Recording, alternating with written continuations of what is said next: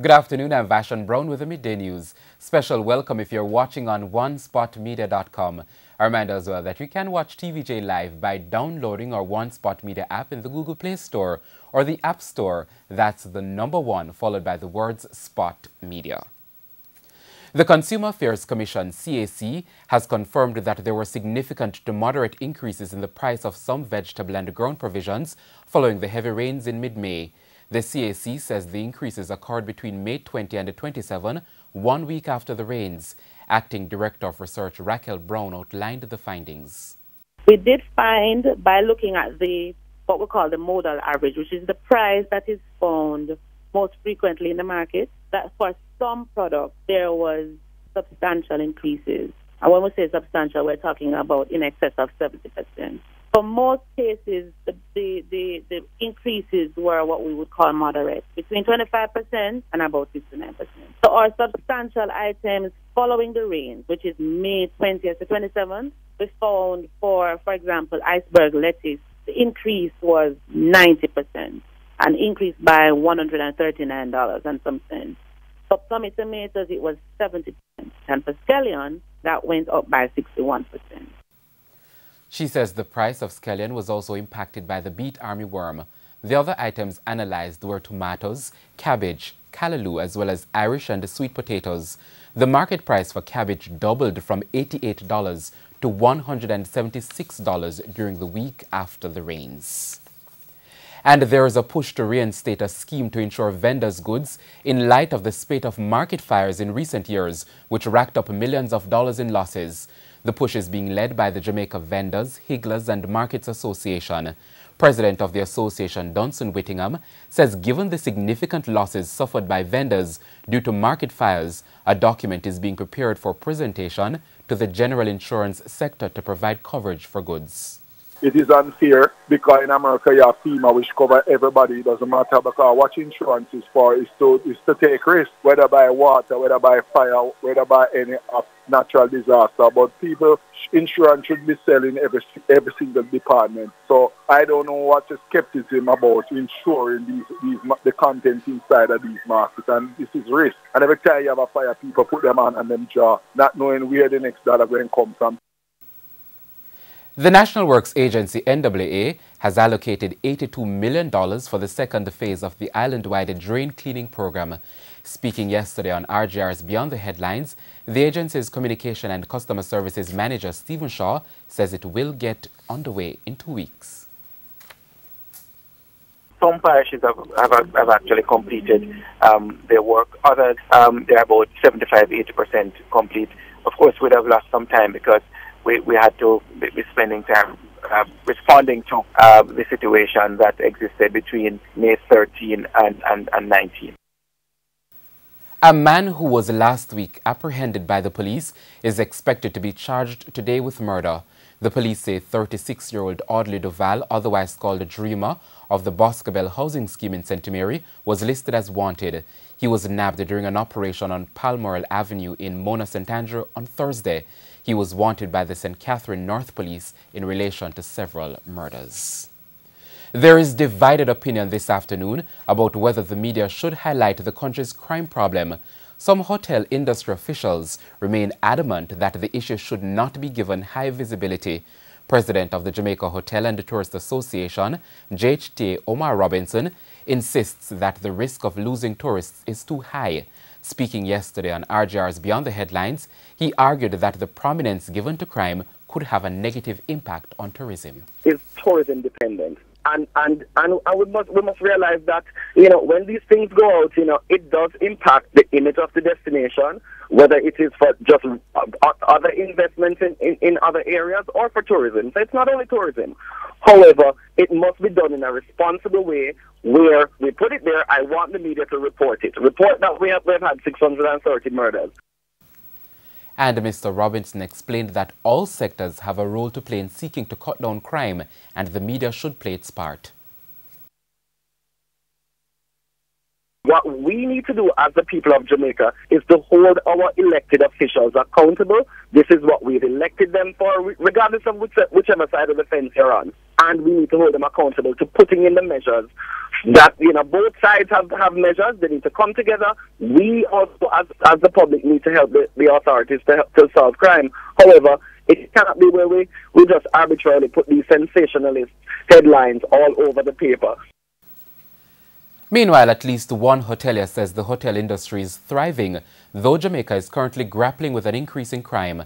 At the 56th Annual General Meeting and Awards Luncheon of the Jamaica Hotel and Tourist Association JHT on Saturday, Managing Director of Sunset at the Palms, Ian Carr, says he owes his success to the dedicated team members who strive to maintain excellence.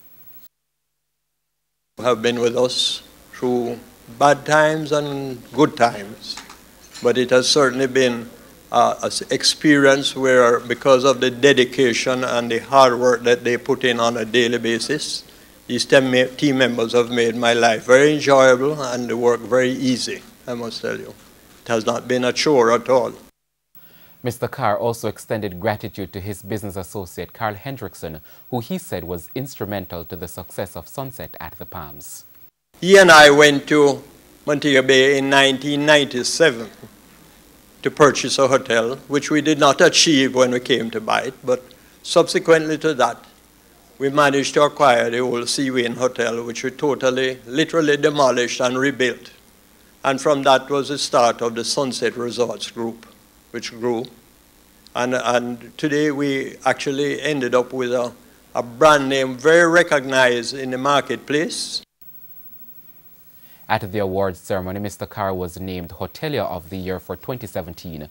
Entrepreneur of Pier 1 on the waterfront and Reggae Sumfest fame, Robert Russell, received the 2017 Abe Issa Award, and Ralph Smith, founder of Tropical Tours, copped the coveted Lifetime Achievement Award. Education Minister Senator Royal Reid is urging young people to learn more skills that can be used to give back to their communities. He was speaking at the Monroe College graduation ceremony held on Sunday. Mr. Reid stated that many young people who did not complete secondary education become recruits for criminals.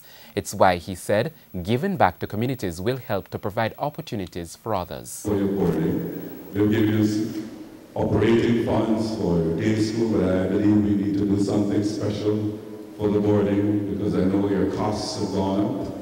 Your buildings need refurbishing, and you need some help. I fully endorse the $160 million program for the 160-year anniversary. He stated that the ministry will contribute $60 million towards the program geared to the school's 160th anniversary. Work is progressing on the creation of a global immigration card for Jamaicans living overseas. A feasibility study to show how the card will be implemented is being prepared for discussion at the upcoming 7th Biennial Jamaica 55 Diaspora Conference. The Foreign Affairs Ministry is working with the Ministry of National Security and a Diaspora Task Force within the Economic Growth Council to develop the card. The card is one of the 18 Economic Growth Council targets announced by the government and is intended to raise the level of consciousness of Jamaicans. We go now to news from the region. Tropical storm Brett unleashed heavy flooding, knocked out power and ripped off several roofs in some areas of Trinidad and Tobago as it swirled west across the southern Caribbean today. The storm was located about 20 miles, that's 35 kilometers east-northeast of Venezuela's Isla Margarita late this morning. It had maximum sustained winds of 45 miles per hour and was moving west-northwest at 21 miles per hour. All airports in Trinidad and Tobago are slated to be reopened today, although public schools and many businesses remain closed. Meanwhile, a tropical storm warning was issued for parts of Venezuela's east coast. A tropical storm watch is in effect for the Dutch Caribbean islands of Aruba, Bonaire and Curacao, the ABC Islands. Brett is forecast to weaken and become a tropical depression by tomorrow. In the meantime, a disturbance in the central Gulf of Mexico has been designated potential tropical cyclone 3 by the National Hurricane Center and could be named subtropical or tropical storm Cindy later today. Now, the system will be a flooding concern for parts of the southern United States. Gusty winds, rip currents, and isolated tornadoes are also expected. A tropical storm warning has been issued from High Island, Texas to the mouth of the Pearl River. Tropical storm conditions are expected within 36 hours. A tropical storm watch is in effect for other sections of Texas, which means tropical storm conditions are possible within 48 hours. We go now to news further afield. A 22-year-old American student died yesterday, just a week after returning to the U.S. from North Korea. What was supposed to be a trip of leisure turned into a 17-month detention stint where his family believes he was tortured into a vegetative state. We go to the CNN for more. By the time Otto Warmbier was in a U.S. hospital, doctors said his condition was dire. No signs of understanding language, responding to verbal commands, or awareness of his surroundings. He has not spoken. He has not engaged in any purposeful movements or behaviors. Tonight, Warmbier's parents say their son has, quote, completed his journey home, that Otto Warmbier died today at 2:20 p.m. Eastern Time. The family says when he arrived in Cincinnati last week in a vegetative state, Warmbier's face looked anguished, but within a day, they say, his face changed. He was at peace, they say. Warmbier's doctors told reporters they'd discovered he had lost much of his brain tissue due to cardiopulmonary arrest, and that 2 brain scans sent by the North Koreans suggested he'd been in a vegetative state for at least 14 months. The earliest images are dated April 2016. Based upon our analysis of those images, the brain injury likely occurred in the preceding weeks. Experts say while they're surprised North Korea would allow an American being held to reach such critical condition, they say mistreatment in North Korean jails is not uncommon. There are key questions still unanswered tonight after Warmbier's death. Why did Kim's regime keep Warmbier's condition a secret for so long? And we go now to sports. Young boxing sensation Kestner Davis could sign with one of 2 North American boxing promoting companies as he seeks to take his career to the international stage. After an impressive 4-year amateur career, the 22-year-old Kestner Davis, formerly of Carl Grant's Stony Hill Bruising Gym, has been spotted by 2 North American boxing promoting companies. 2 weeks ago, the Canadian Tyler Blaze Boxing Promotion Limited invested in a matchup between Davis and Anthony Osborne in an effort to sign Davis as part of the stable. However, Davis failed to encourage the Canadian Boxing Company to put pen to paper. Last Wednesday, iFight Promotions, owned by 2 Jamaicans and 4 North Carolina businessmen, presented boxing equipment to Davis. I feel like if they have the right equipment, the sky's the limit. So my goal as iFight Promotion is make sure that we give the Jamaican fighters all the tools they need to become world champion. That means gear, we're talking about proper training, nutrition, all those things that we're willing to do as iFight Promotion to help Jamaica, but more importantly, help the boxers out. Well, I feel proud, as I just said. It's glad to see guys like these taking interest in my career. So it's up to me to prove to them that I'm the best in the country. But despite the battle between iFight Promotions and the Tyler Blaze Promotions to sign Davis, according to CEO of iFight, Chris Joy, with the Jamaican only having 2 professional fights, there's no rush. We've been watching him for a minute. We feel like he has all the tools to become a world champion, and it'll be an honor if iFight Promotion can be a part of his career. So we have not gotten to the stage of signing something with him. Castro Brown, who now trains Davis, believes signing the 22-year-old will greatly help to develop the Jamaican as he needs to get good sparring outside the country. To appreciate the gift that they've given this youth, because he'll be a champion in the future. I believe, you know I train all the best fighters in here in Jamaica. I believe this youth will go all the way in terms of becoming a world champion. He's a bit lazy. If he just takes his training seriously, he's unbeatable. iFight Promotions will also be staging an international fight in Jamaica before the year ends. We're actually looking at bringing Chop Chop back, which he will be back. We have guys out the Floyd Mayweather camp that will be coming here to fight as well. So we're looking at maybe a possible date of August, possible September. We're going to sit back with the boxing board and see how they feel about some dates and also get with the fighters that we have set up. But the good thing is we're looking to bring top-notch, world-class boxing to Jamaica. And that's the Midday News. I'm Vashon Brown. Join us at 7 for Primetime News Package. On behalf of our news, sports, and production teams, have a good afternoon.